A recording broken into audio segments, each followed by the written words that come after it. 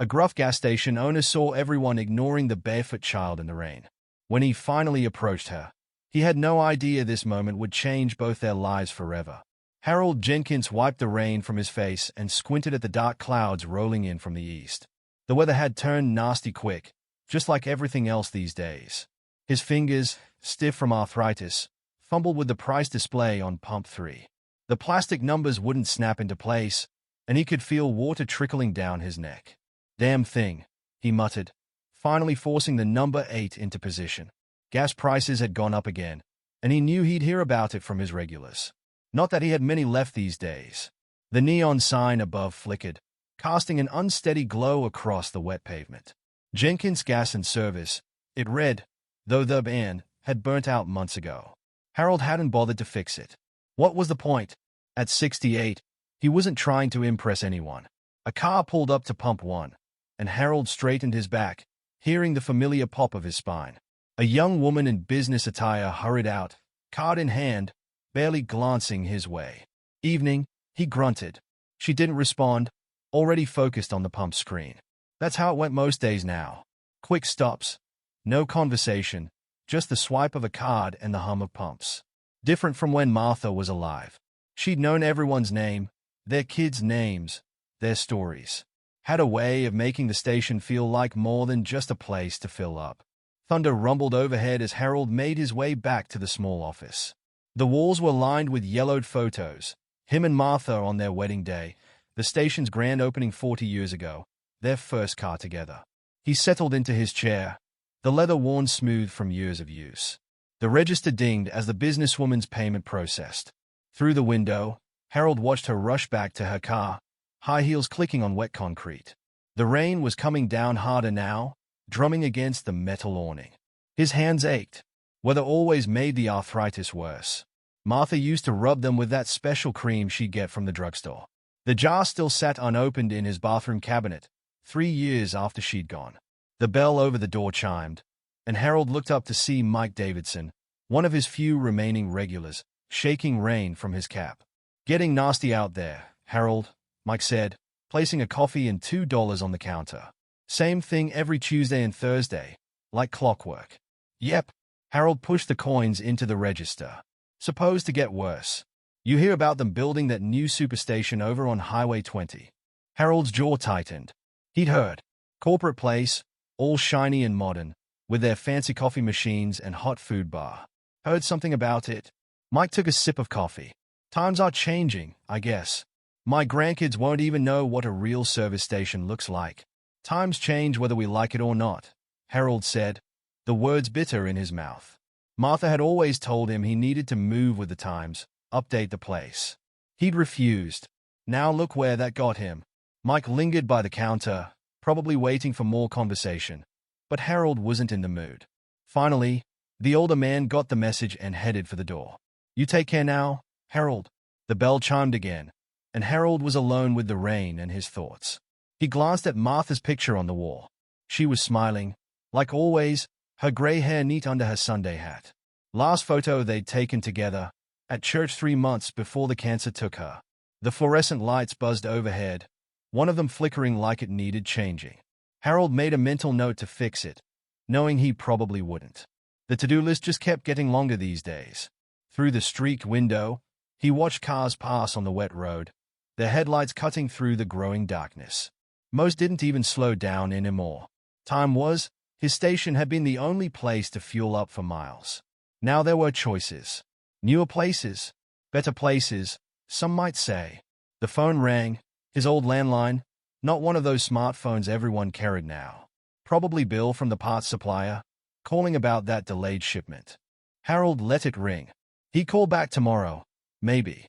The rain intensified, sheeting down in gray curtains. Harold's knee twinged as he stood to check the pumps again. That's when he saw her, a small figure moving between the islands, bare feet splashing in puddles. At first, he thought his eyes were playing tricks. But no, there she was, a little black girl, couldn't be more than 6 or 7, wearing a blue dress that was soaked through. She wandered past pump 4, then 5, like she was looking for something. Harold watched as a middle-aged couple pulled up to pump 2. The woman noticed the girl and quickly looked away, hurrying her husband into the store. They bought their gas and left without a word, deliberately avoiding the child's direction. Another car came and went. Then another. No one stopped. No one asked if she needed help. The girl huddled closer to pump 5 as the wind picked up, sending rain sideways under the awning. Harold's hand moved to the phone. He should call someone. The police, maybe, or whatever they called child services these days. Let them handle it. Was it his business, really?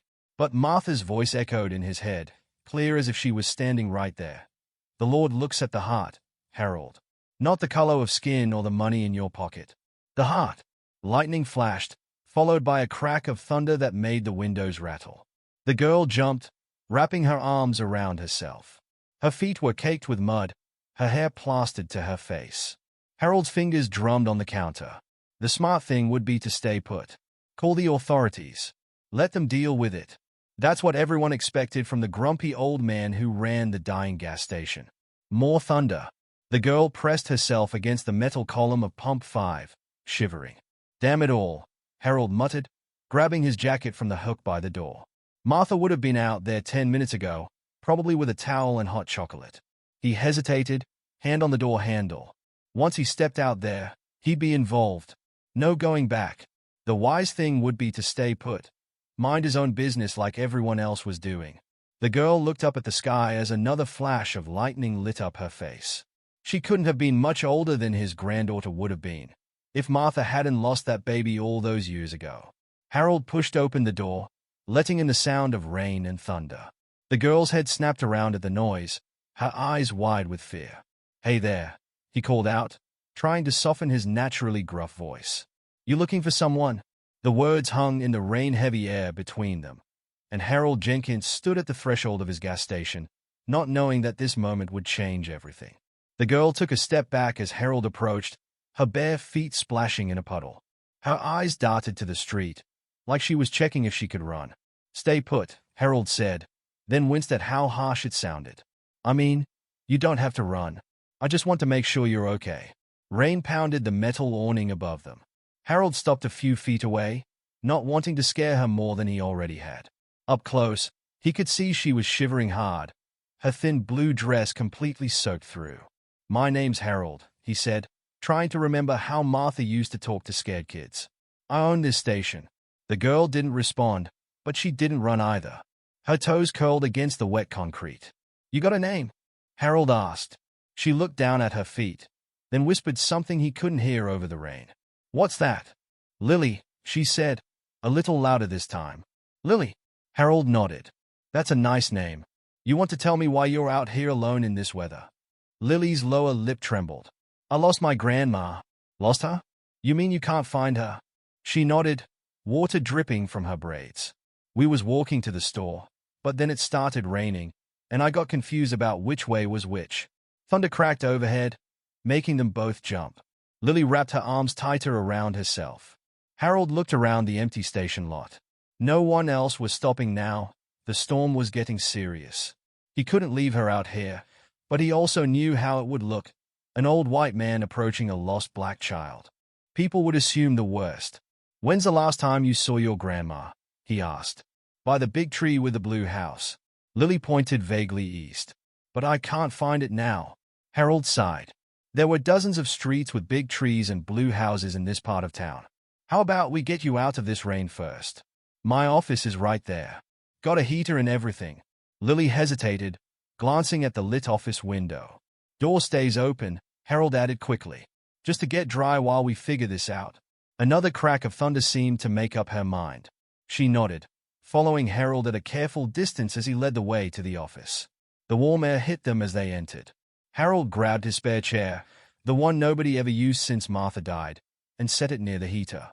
"Sit," he said, then remembered to add, "Please." Lily perched on the edge of the chair, water pooling beneath her feet. Harold found an old beach towel in his back room, clean enough, though it smelled like motor oil. "Here," he said, holding it out. "Dry yourself off a bit." She took the towel with small, trembling hands. "Thank you, sir." "Just Harold is fine." He settled into his own chair, keeping his movements slow and predictable. "Now, let's figure out where your grandma might be." She's probably real worried, Lily said, wiping her face with the towel. She told me not to wander off, but I thought I saw the store and… It's all right, Harold cut in, surprising himself with how gentle his voice sounded. We'll find her. What's her name? Ms. Rose Washington. But everybody calls her Miss Rose. Harold grabbed a notepad from beside the register. And what store were you heading to? The one with the big red cart out front. Grandma likes their prices better than the new place. Johnson's Grocery, Harold asked. The local store had been fighting to stay open against the new supermarket chain. Lily's face brightened. Yeah, that's it. Okay, that helps. It's about 6 blocks east of here. Harold glanced at the clock. Almost 8. You remember what street you live on? The girl's face fell. There's a playground nearby, with a broken swing. That could be Carter Park, Harold said, more to himself than Lily. He knew the area, though he hadn't driven through it in years. Not since, well, not for a long time. The phone rang, making Lily jump. Harold ignored it. Probably Bill again about those parts. Tell you what, he said, reaching for his keys. I've got a truck. We can drive around, see if anything looks familiar. As soon as the words left his mouth, Harold knew how it sounded. He quickly added, or I can call the police. They're better at finding people. No. Lily's eyes went wide. Please, I don't want to get in trouble. Grandma says not to talk to police unless she's there. Harold understood that better than she knew. He'd seen how some officers treated folks in her neighborhood. All right, no police, he said. But if we drive around, you've got to promise to tell me right away if you see something you recognize. Deal. Lily nodded solemnly. Deal. Harold grabbed his jacket, an old brown thing with elbow patches Martha had sewn on years ago. Stay here a minute. Need to lock up the pumps. Outside, the rain had let up slightly, but the wind was picking up. Harold moved quickly between the islands, securing everything. His knee protested as he bent to check the last pump's lock. Through the office window, he could see Lily sitting exactly where he'd left her, still clutching the towel. She was looking at the photos on his wall, particularly the one of him and Martha at the station's opening. Harold's chest tightened. What would Martha think of all this? He could almost hear her laugh. About time you did something besides grumble at folks, she'd say. Back in the office, he found his truck keys in the desk drawer. Ready. Lily stood, carefully folding the towel and placing it on the chair. Keep it, Harold said. Still raining out there. They walked to his truck, a '98 Ford he'd maintained meticulously over the years. Harold opened the passenger door, then realized a problem. You're too small for the seat belt. I can sit in the back, Lily offered. No, that'd look. Harold stopped himself. Front's fine. Just hold on tight. Okay. He helped her up into the seat, the towel wrapped around her shoulders like a cape. Her feet, still muddy, didn't come close to reaching the floor. As Harold walked around to the driver's side, he caught his reflection in the window. An old white man in a beat-up jacket, putting a small black girl in his truck at night. He could already imagine the looks they'd get. But what was the alternative? Leave her out in the storm? Call the police and maybe cause more problems? He climbed in and started the engine. The old truck rumbled to life, heater kicking in with its familiar rattle. Which way first? He asked. Lily pointed east, toward Johnson's Grocery. That way, I think. Harold put the truck in drive, painfully aware of how this could all go wrong. But as they pulled out of the station lot, Lily spoke up in a small voice. Thank you, Mr. Harold. He grunted in response, hands tight on the wheel as they headed into the rainy darkness. The station's lights grew dim in his rearview mirror, and Harold Jenkins found himself doing something he hadn't done in years, praying this wouldn't turn out to be a terrible mistake. The wipers squeaked against the windshield as Harold turned onto Mason Street. Streetlights cast puddles of yellow light on the wet pavement, and the few people still out hurried along with umbrellas and hunched shoulders. Any of this look familiar? He asked. Lily pressed her face closer to the window, leaving small foggy marks where her breath hit the glass. I don't know. Everything looks different in the dark. They passed Johnson's Grocery, its neon open sign flickering weakly. The red shopping cart out front was barely visible through the rain. A few customers huddled near the entrance, giving Harold's truck odd looks as it crawled past. Your grandma come to my station sometimes? Harold asked, trying to narrow down where they should look. No, sir. She don't drive. We walk everywhere or take the bus. Harold nodded, turning onto Oak Avenue.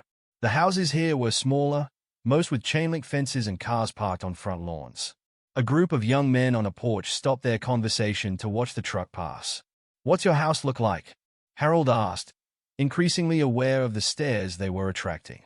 "It's yellow," Lily said, "with white stuff on the bottom. White trim. Yeah, that's what Grandma calls it. And we got plastic flowers in the window 'cause real ones make her sneeze."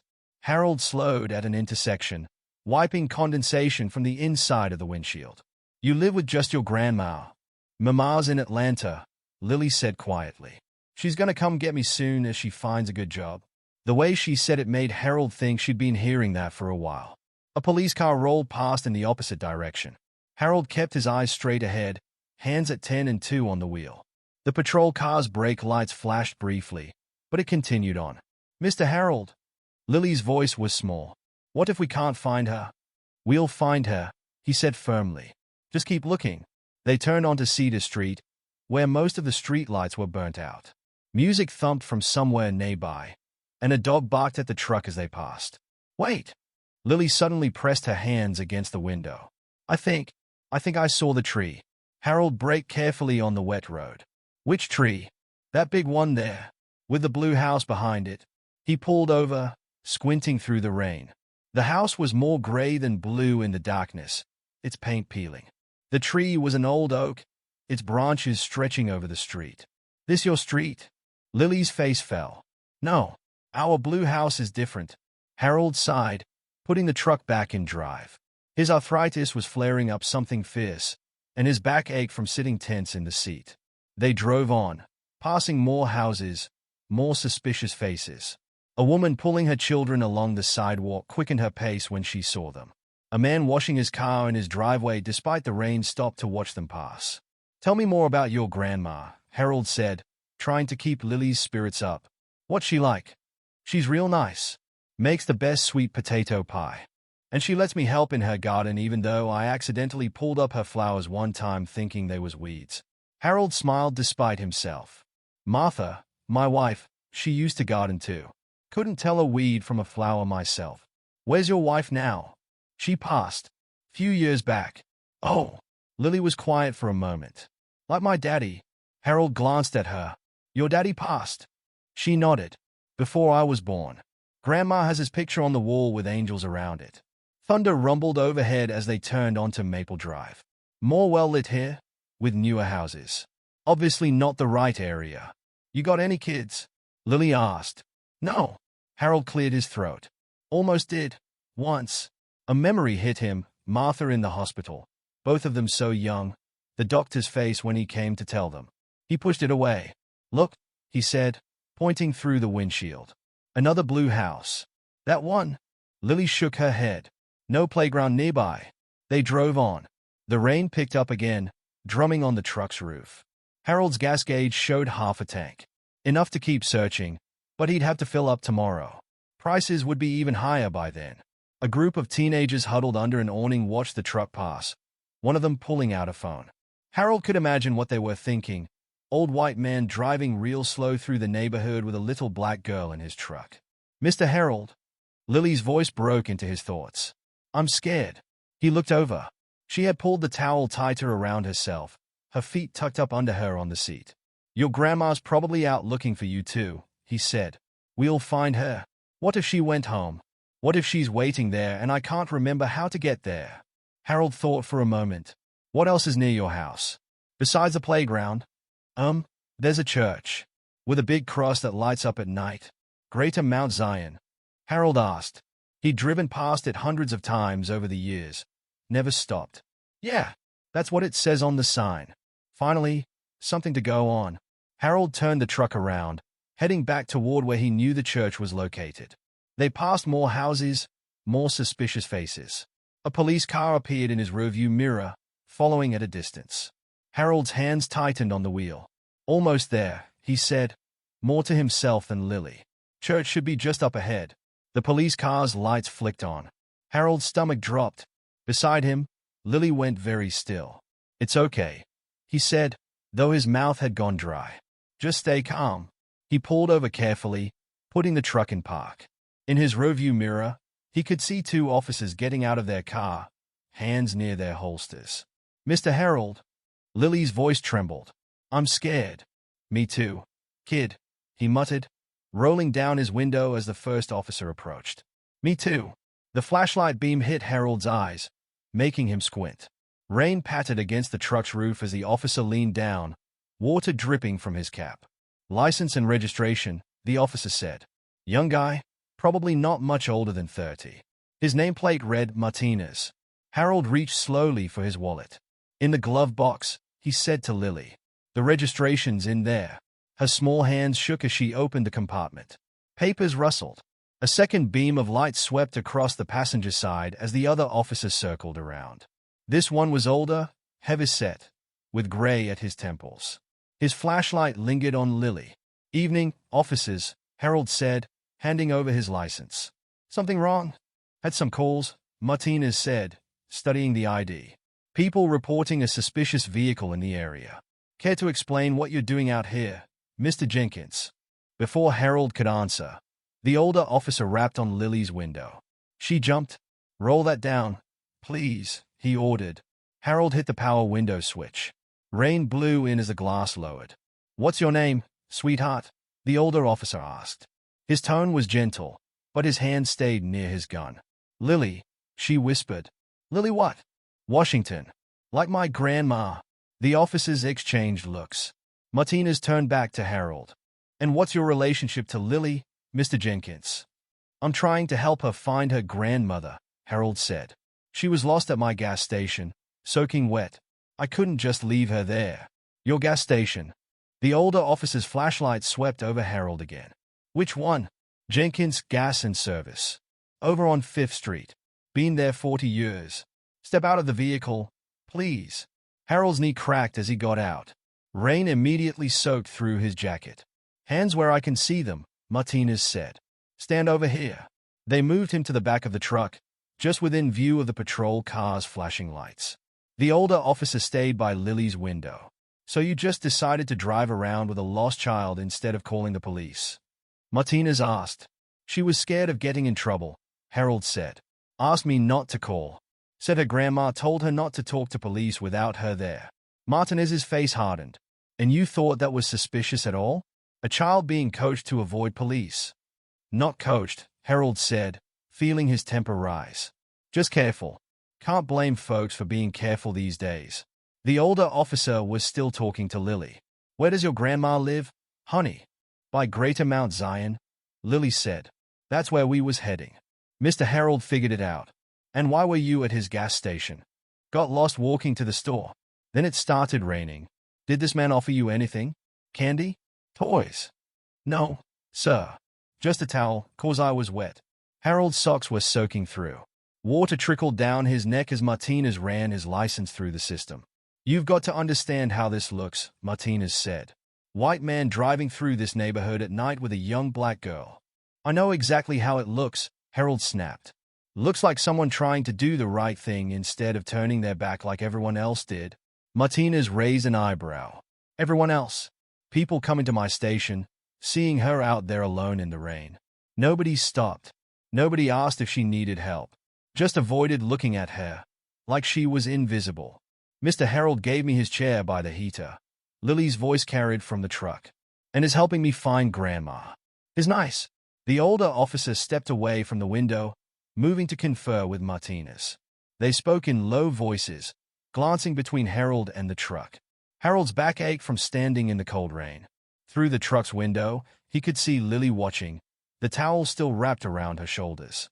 Finally, Martinez returned. "Your license checks out. No priors, no warrants. Been here 40 years, Harold said again. "Never had trouble with the law." The older officer spoke up. "Greater Mount Zion's about 6 blocks north of here. Big lit cross on top. Can't miss it. Miss Rose Washington's well known in the congregation." "That's what we figured," Harold said. "We were heading there when you stopped us." More conferring. Then Martinez handed back Harold's license. "We'll follow you there. Make sure everything checks out." "Fine by me." "And Mr. Jenkins."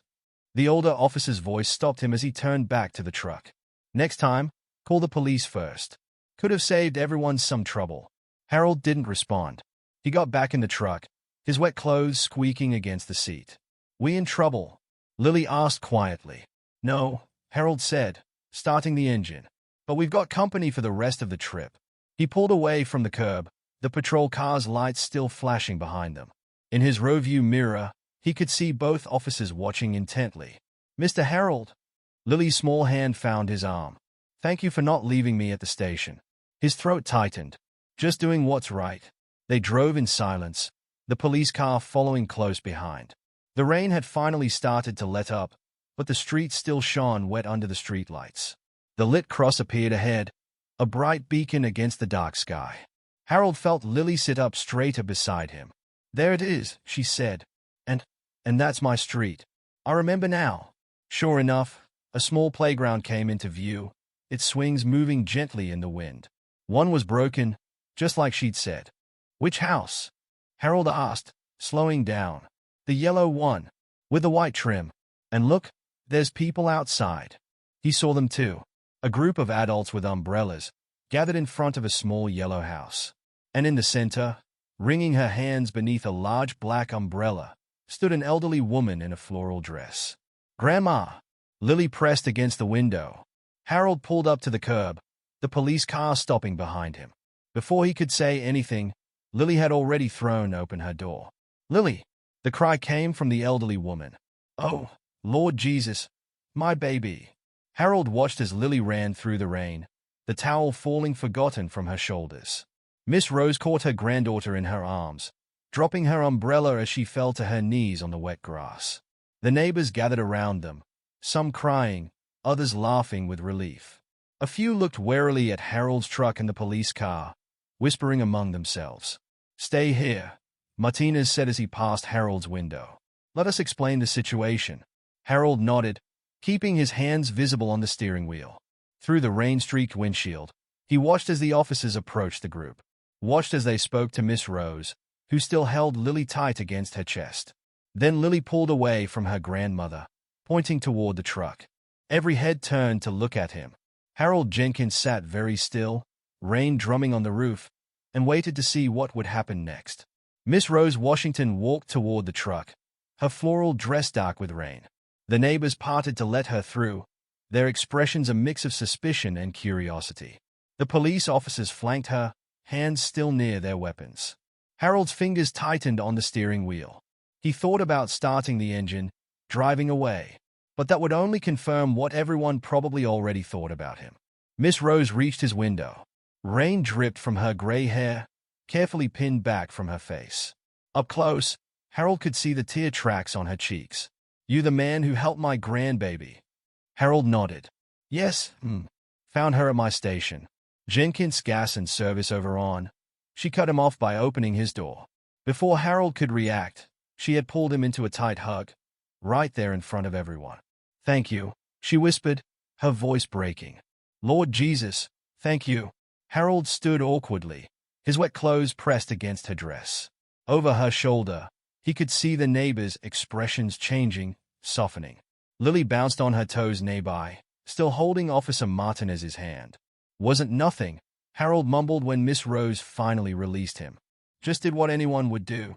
"But they didn't, did they?" She fixed him with a knowing look. "My Lily told the officers how people just walked by, pretended not to see her." The older officer stepped forward. "Everything seems to be in order here, Miss Rose. You want us to file a report?" "No need," she said firmly. "The Lord sent Mr. Jenkins to help my baby. That's all there is to it." She turned back to Harold. "You'll come in for some coffee? Get warm and dry." Harold glanced at his truck, then at the group of people still watching. "Should probably get back to my station." "Nonsense. It's late, you're soaked through, and I've got sweet potato pie cooling on the counter." She took his arm like it was already decided. "Lily, baby, go tell Miss Jennifer to put the coffee on." Lily darted ahead through the rain, disappearing into the yellow house. The neighbors began to disperse, some waving to Miss Rose, others still casting curious glances at Harold. The officers exchanged looks. "We'll be on our way then," Martinez said. "Have a good night, folks." Harold watched the patrol car pull away, its lights finally dark. His knee ached as Miss Rose led him up the cracked sidewalk to her house. The front door opened into a small living room, warm and bright after the darkness outside. Family photos covered the walls, and a worn but clean sofa sat beneath a window with plastic flowers, just as Lily had described. "Jennifer, this is Mr. Jenkins," Miss Rose called to a young woman in the kitchen doorway. "He's the one who brought our Lily home."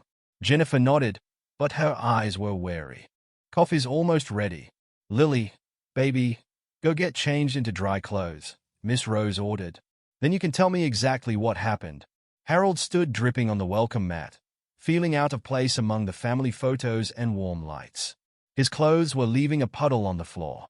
"Bathroom's down the hall if you want to dry off some," Miss Rose said, reading his discomfort. "Jennifer, get Mr. Jenkins a towel." The next few minutes passed in a blur of hospitality he didn't feel he deserved. A clean towel appeared. He dried his face and hair in the small bathroom, staring at his reflection in the mirror. An old white man in a soaked jacket, standing in a black family's home. What would Martha think of all this? When he emerged, Lily was back in the living room wearing dry pajamas with cartoon characters on them. She sat cross-legged on the floor, explaining to her grandmother about getting lost. "And then Mr. Harold let me sit in his special chair by the heater. The one nobody else uses, 'cause it was his wife's chair." Miss Rose looked up as Harold entered. "Come sit, Mr. Jenkins. Coffee's ready." He lowered himself carefully onto the edge of the sofa. Jennifer appeared with 2 mugs of coffee and a slice of pie, then disappeared back into the kitchen. "Sugar? Cream?" Miss Rose asked. "Black's fine." They sat in awkward silence for a moment, the only sound being the rain against the windows and Lily humming to herself as she colored in a book on the floor. "I want to hear everything," Miss Rose finally said. "From the beginning." So Harold told her about seeing Lily in the rain, about his initial hesitation, about the drive through the neighborhood. He left out the suspicious looks, the fear of being misunderstood. But Miss Rose's eyes said she understood anyway. "Wasn't right," she said when he finished. "People just walking by, pretending not to see a lost child." "World's changing," Harold said, sipping his coffee. It was good, better than the stuff he made at the station. Not always for the better. Some things are changing for the better. Miss Rose looked pointedly at him. Some people still know how to be human. Lightning flashed outside, followed by distant thunder. Lily scooted closer to her grandmother's chair. "The storm's getting worse," Miss Rose observed. "You should stay until it passes." Harold started to protest, but she held up a hand. "I'm not arguing about this. Roads'll be flooding soon anyway." As if to prove her point, the rain intensified, drumming against the roof. Harold's truck would be fine in the storm. He'd weathered worse, but something in Miss Rose's tone made him sink back into the sofa. "Tell me about your wife," she said suddenly. "Lily mentioned a photo at your station." Harold's throat tightened. He rarely talked about Martha, especially not to strangers. But something about Miss Rose's direct gaze made the words come. "Martha," he said softly. "We ran the station together for 38 years. She knew everyone, remembered their names, their stories, made the place feel like home." "When did she pass?" 3 years ago. "Cancer." Miss Rose nodded slowly. "Lost my James 5 years back. Heart attack. Still talk to him sometimes, when the house gets too quiet." "Yeah." Harold stared into his coffee. "Martha would have known exactly what to do tonight. Wouldn't have hesitated like I did. But you did the right thing in the end. That's what matters." Lily looked up from her coloring. "Mr. Harold, can I show Grandma my drawings?" He hadn't even noticed she was drawing something. She held up the paper proudly. It was a child's drawing of his gas station, complete with a flickering neon sign. 2 stick figures stood under the awning, a tall one in a jacket and a small one in a blue dress. "That's real nice, Lily," he said, his voice rough. "Can we put it on your wall?" she asked. "With your other pictures?" Harold looked at Miss Rose, who smiled knowingly. "I think Mr. Jenkins would like that very much," she said. The rain continued to fall outside, but Harold barely noticed anymore. He took another bite of sweet potato pie, the best he'd ever tasted, though he'd never admit it, and listened as Lily chatted about her art. For the first time in 3 years, the constant ache in his chest felt a little lighter. The storm finally began to ease around midnight. Harold stood at Miss Rose's front window, watching the rain soften to a gentle patter.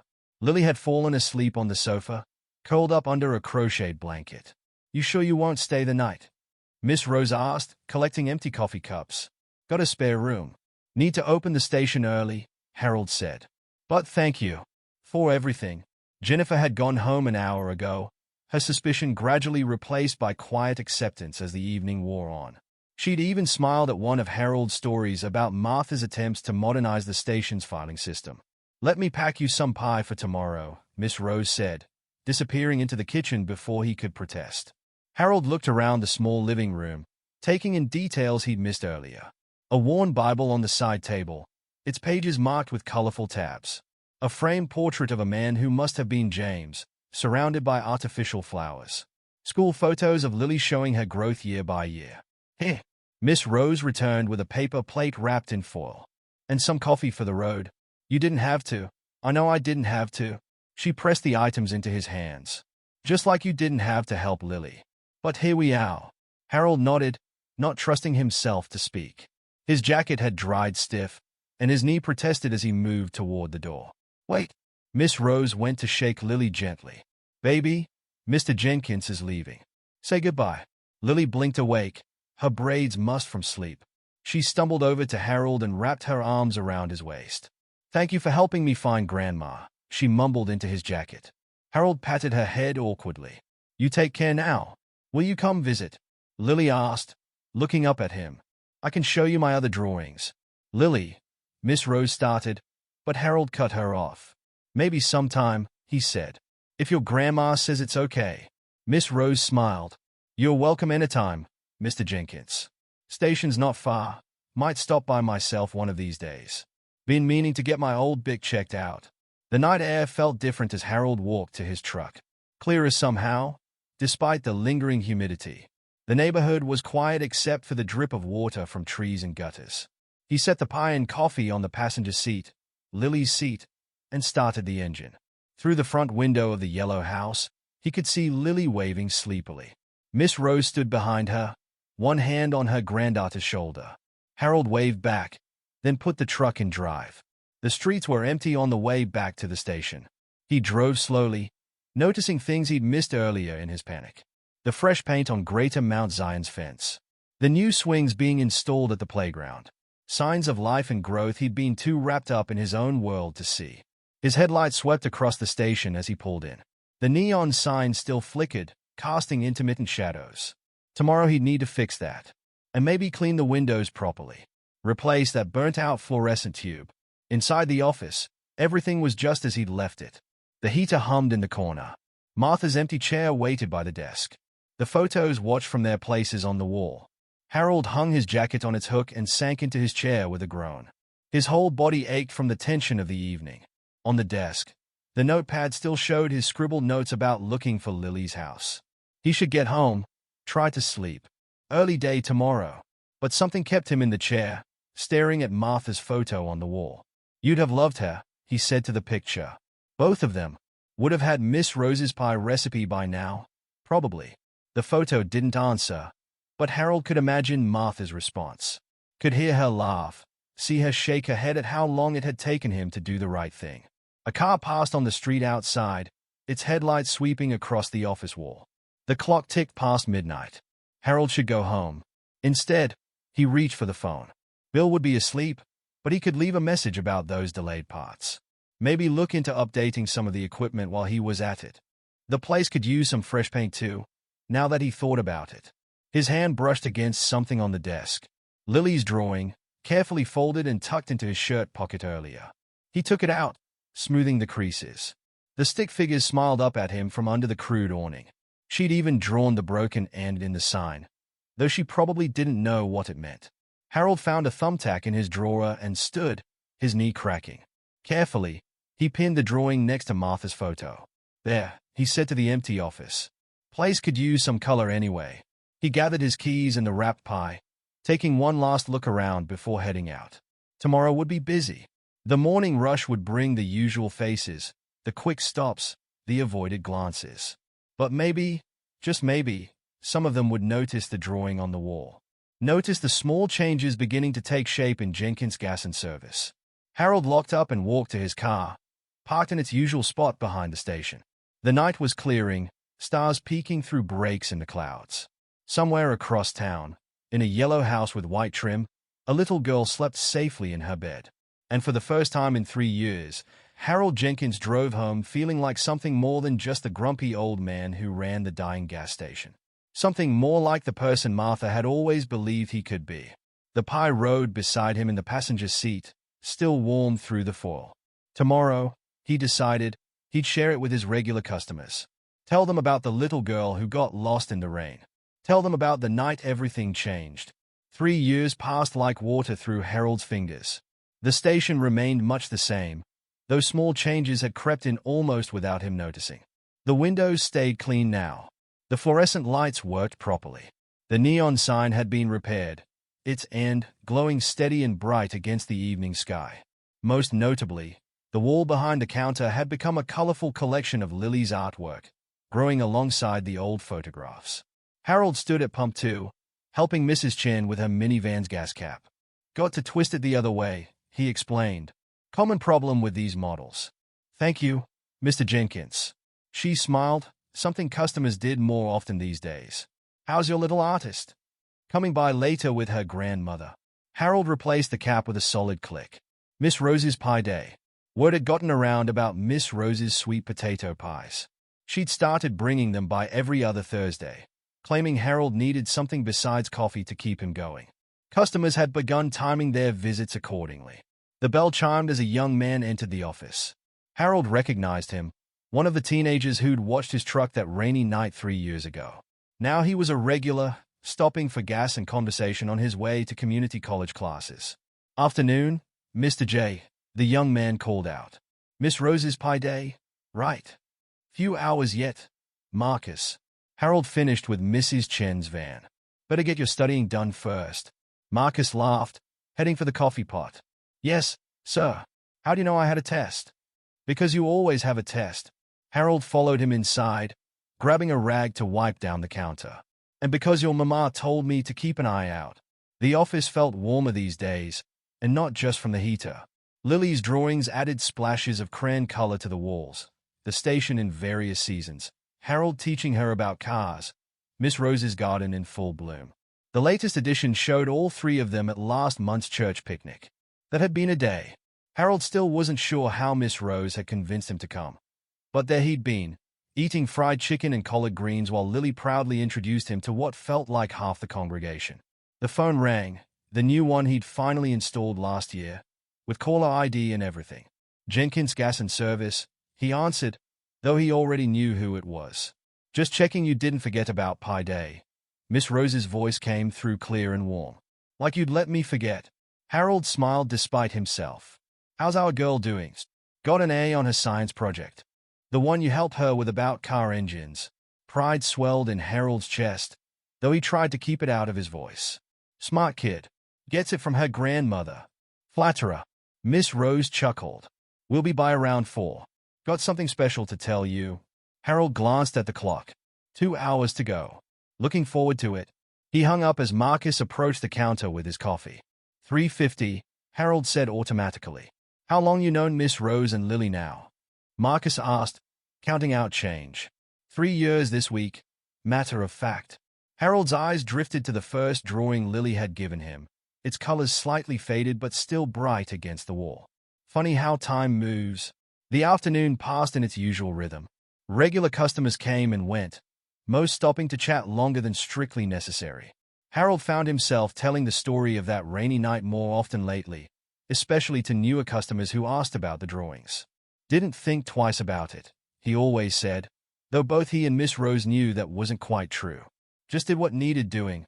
Around 3:30, he started his usual Pie Day preparations. Wiped down the chairs. He'd added a few more over the years as people started staying to talk. Made a fresh pot of coffee. Checked that the heater was working right. Lily still liked to sit near it, claiming it was her special spot. The bell chimed again. Harold looked up, expecting Miss Rose and Lily, but it was Bill from the parts supplier. Almost missed Pie Day, Bill said, setting a box of filters on the counter. Wife would have killed me. Still got time. Harold signed the delivery slip. How's retirement treating you? Better than expected. You ever think about it? Selling this place? Taking it easy. Harold's hand paused over the paper. 3 years ago, he might have considered it. The station had been dying then, just like him. But now, the bell chimed again. This time it was Lily, bursting through the door with her usual energy. 9 years old now, but still the same bright spirit he'd met that rainy night. "Mr. Harold." She ran to him, wrapping her arms around his waist. "Guess what? Guess what?" "Let the man breathe, child," Miss Rose said, following more sedately with a covered pie in her hands. "Hello, Bill. Mary joining us today. On her way." Bill smiled at Lily. "What's got you so excited, young lady?" Lily bounced on her toes, looking at her grandmother for permission. Miss Rose nodded. "I won first place," Lily burst out. "In the whole school? For my essay about heroes." "Did you now?" Harold set aside the delivery slip. "What did you write about?" Lily's face suddenly went shy. She said quietly. "About the night you helped me find Grandma. About how sometimes heroes don't wear capes or uniforms, sometimes they just run gas stations and help lost girls." The office went very quiet. Bill cleared his throat and made himself busy with the coffee pot. Miss Rose set the pie on the counter, her eyes suspiciously bright. Harold looked at the wall of drawings, at Martha's photo watching over them all, at the station that had somehow come back to life when he wasn't looking. "Well," he said roughly, "better get some plates then. Can't celebrate properly without plates." Later, after the pie was served and the usual crowd had gathered, Harold watched Lily hold court from her spot by the heater. She'd read her essay aloud at Miss Rose's insistence, leaving not a dry eye in the place. "You okay?" Miss Rose asked quietly, appearing at his elbow. "You've been awful quiet." Harold nodded, not trusting himself to speak just yet. Through the window, he could see the station sign glowing bright and steady in the gathering dusk. The end shone particularly clear, binding past to present, old memories to new ones. "She's right, Miss Rose continued. About heroes. About how they show up in ordinary places, doing ordinary things that change lives." "Just did what needed doing," Harold said automatically. Miss Rose patted his arm. "Keep telling yourself that, Mr. Jenkins. Meanwhile, the rest of us will know better." The bell chimed as more customers arrived, drawn by the warmth and laughter spilling out into the evening. Harold pushed himself away from the counter, ready to greet them. Just another day at Jenkins Gas and Service. Just another piece of pie, another story shared, another moment added to the growing collection on his wall. Just another ordinary miracle, happening in the most ordinary of places. The first sign of trouble was a knocking sound coming from Miss Rose's old Bic. Harold heard it from inside the station before she even pulled up to the pump. "That doesn't sound good," Lily said, looking up from a homework spread across the counter. She'd started coming by after school 3 days a week, claiming the station was quieter than the library. Harold grabbed his tools. "Timing belt, probably. Been telling your grandma it needed changing." The Bic limped to a stop, its engine coughing before falling silent. Miss Rose emerged, shaking her head. "Don't say it," she warned as Harold approached. "Don't you dare say I told you so. Wouldn't dream of it." He popped the hood, the familiar smell of hot metal and oil filling the air. "Lily, bring me that flashlight from the drawer." Lily was already there, flashlight in hand. "Can I help? I've been reading about engines in that book you gave me." Harold glanced at Miss Rose, who nodded. "All right then, let's see what you remember about timing belts." For the next hour, Harold guided Lily through the basics of engine repair. Her small hands proved perfect for reaching tight spaces, and her questions showed she'd been paying attention to his lessons. "This connects to the camshaft," she explained to her grandmother, who watched with poorly concealed pride. "It's like the heart of the engine, making everything turn at the right time." "Speaking of time," Miss Rose said, "don't you have choir practice?" Lily's face fell. "But Mr. Harold's teaching me about engines. And he'll teach you more next time." Miss Rose's tone left no room for argument. "Jennifer's waiting to drive you." Harold wiped his hands on a rag. "We'll finish up tomorrow. Your grandma can leave the car here overnight." "You sure it's no trouble?" Miss Rose asked, though they both knew it wasn't. Harold had been maintaining her Bic for free ever since that rainy night 3 years ago, despite her protests. "Got nothing better to do," he said, the old excuse wearing thin. They all knew the station had gotten busier lately. word spreading about the honest mechanic who took time to explain things and didn't overcharge. Lily gathered her homework, carefully tucking the car manual into her backpack. Promise we'll work on it tomorrow. Promise. Harold watched her skip to Jennifer's waiting car, pigtails bouncing. Smart kid, he said to Miss Rose. Getting better with engines than me. Gets it from her teacher. Miss Rose settled into one of the chairs by the counter. Coffee still hot. Harold poured them each a cup, adding sugar to hers without asking. They'd fallen into these comfortable routines over the years, quiet moments between customers. Something on your mind? He asked, noting the way she stared into her cup. Got a letter from Lily's mama yesterday. Harold's hand stilled on his mug. They didn't talk much about Lily's mother, who'd been in Atlanta these 3 years, always just about to come back when she found the right job. She's met someone, Miss Rose continued. Getting married next month. Wants Lily to come live with them. The coffee suddenly tasted bitter in Harold's mouth. What did Lily say? Haven't told her yet. Miss Rose's fingers traced the rim of her cup. She's settled here. Has friends, good grades. That science project about engines won her another award. She should be with her mother, Harold said, the words feeling like stones in his throat. Should she? Miss Rose looked up sharply. 3 years, Harold. 3 years of promises to visit, to call, to come home. Meanwhile, my grandbaby's built a life here. Has people who care about her, who show up every day. The bell chimed as Marcus entered, books under his arm. He paused, sensing the tension.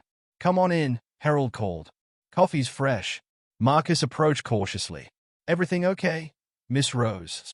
Just fine, baby. She managed a smile. How's school? While Marcus talked about his classes, Harold busied himself with inventory. His hands shook slightly as he counted filters and windshield wipers. The station had changed in 3 years. Lily's presence had brought life back to the old place, drawing in customers who became friends, building a community Harold hadn't realized he'd been missing. He thought of the drawer in his office, filled with her drawings and school papers. The toolbox he'd been slowly filling with child-sized tools. The college fund he'd started, not telling anyone, adding a little each month from the station's improving profits. Marcus left for his study group, and the station fell quiet again. Miss Rose still sat at the counter, watching Harold work. You're good with her, she said finally. Patient. Like you were that night in the rain. Just teaching her about cars. No. Miss Rose stood, moving to the wall of drawings. You're teaching her about life. About being someone who stops when others walk by. About fixing what's broken, whether it's an engine or a heart. Harold's throat tightened. She needs her mother. She needs people who put her first. Miss Rose touched a drawing, Lily's latest, showing her and Harold bent over an engine together. People who show up every day, who build something real, not just promises. The phone rang, making them both jump. Harold answered automatically. Jenkins Gas and Service. Mr. Harold? Lily's voice came through excited. Guess what? I remembered what you said about listening to engines. Jennifer's car was making a funny noise, and I told her it sounded like the serpentine belt, just like you showed me. Pride warmed Harold's chest. Is that right? Put Jennifer on. Let me hear what's going on. As he talked Jennifer through a temporary fix, promising to look at her car tomorrow, he caught Miss Rose's knowing smile. What? He asked after hanging up. Nothing. She gathered her purse. Just thinking about how some people come into our lives by accident and end up being exactly who we need. Harold walked her to Jennifer's car, now parked out front. The evening was cooling off, stars appearing in the darkening sky. I'll think about what you said, Miss Rose told him, pausing by the car door. About Lily's mama. But I want you to think about something too. What's that? About what this place would be like without her. Without all the changes these 3 years have brought. She touched his arm gently. Some things break down for a reason, Harold, so we can build something better in their place. He watched her drive away, then returned to the quiet station. The wall of drawings caught the last light of day, Lily's careful colors glowing like stained glass. Tomorrow she'd be back, eager to learn more about engines and life and everything in between. Tomorrow there would be customers who needed help, coffee to be made, stories to be shared. Tomorrow the station would come alive again, just as it had every day since that rainy night 3 years ago. Harold picked up his tools, heading out to Miss Rose's Bic. The timing belt wouldn't fix itself, and he wanted it ready when Lily arrived after school.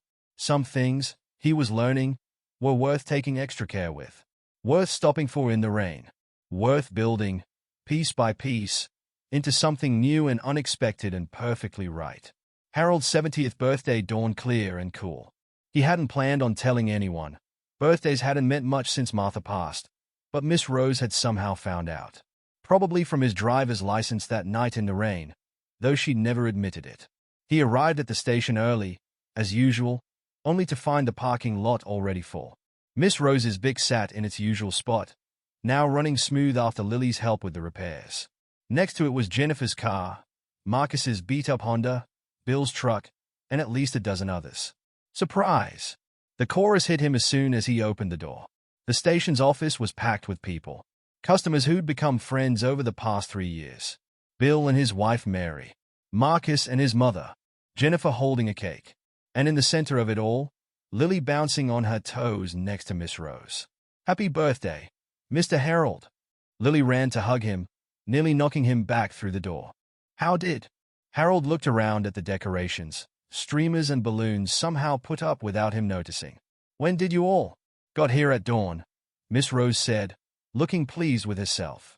Though getting the key from Bill wasn't easy. Bill shrugged. "Had to be done. Can't let 70 years pass without proper celebration." Harold's throat tightened as he took in the scene. Coffee and pie on the counter. A pile of wrapped presents on his desk. Faces smiling at him from every corner of the small office. "Speech," someone called from the back. "No speeches," Harold growled, but without heat. "Got work to do." "Not today," Miss Rose declared.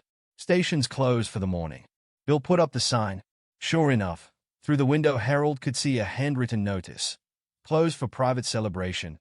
Regular hours resume at noon." "Mr. Harold," Lily tugged his sleeve. "Can I give you my present first?" "Please." Before he could answer, she darted behind the counter and emerged with a large, flat package wrapped in newspaper comics. "Made it myself," she said proudly. "Well, Jennifer helped with some parts." Harold sat in his chair, knees cracking. The room went quiet as he carefully unwrapped the gift. It was a wooden sign, hand-painted in bright colors. "Jenkins Gas and Service," it read, but underneath were additional words. "Where everyone matters." "For outside," Lily explained quickly. "To go under the neon sign. Because that's what you always say, about how everyone deserves help, even if they can't pay right away or if they are lost in the rain or..." She trailed off as Harold stared at the sign, unable to speak. "If you don't like it," she started. Harold pulled her into a rough hug. "It's perfect," he managed. "Just perfect." The room erupted in approval. Miss Rose wiped her eyes with a tissue. Jennifer started cutting the cake. "That's not all," Miss Rose said once the commotion died down. "Lily, tell him your news." Lily straightened up, suddenly serious. "I got accepted into the summer engineering program at the community center. The one for gifted students." "Did you now?"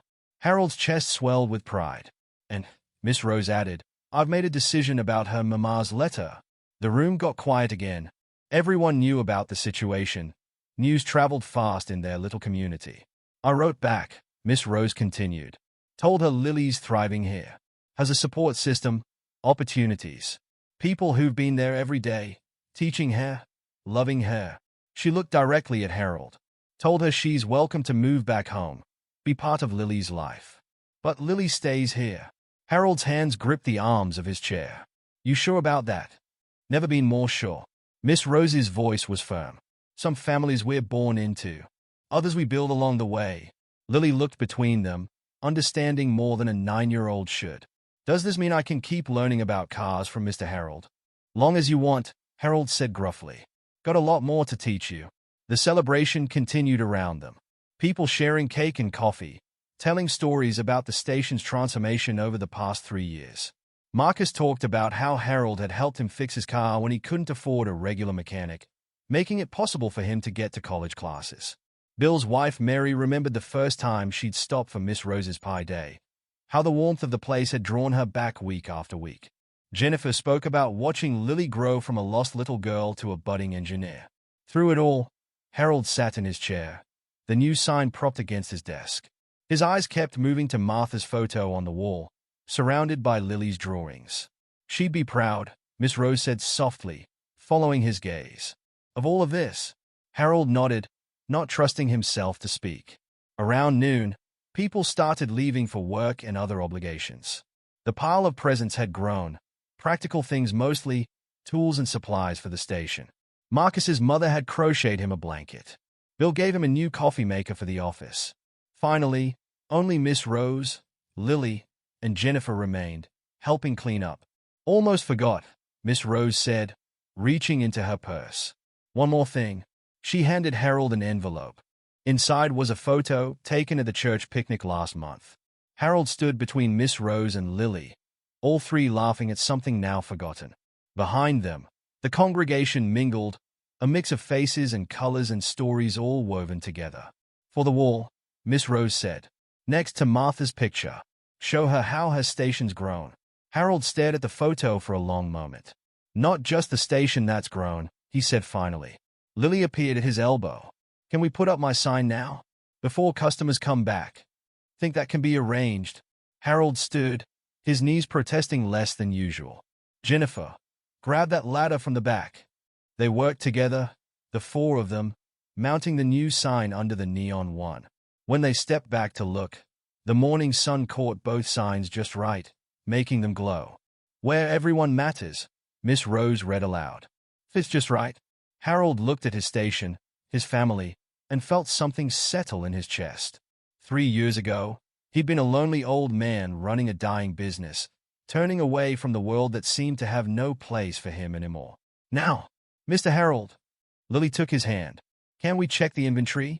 You said you'd teach me about ordering parts. Sure thing. He squeezed her small hand. Time you learned that too. They walked back inside together, where coffee waited and work needed doing. Just another day at Jenkins Gas and Service, where a rainy night 3 years ago had washed away the old and made room for something new. Something that mattered. Something that would last.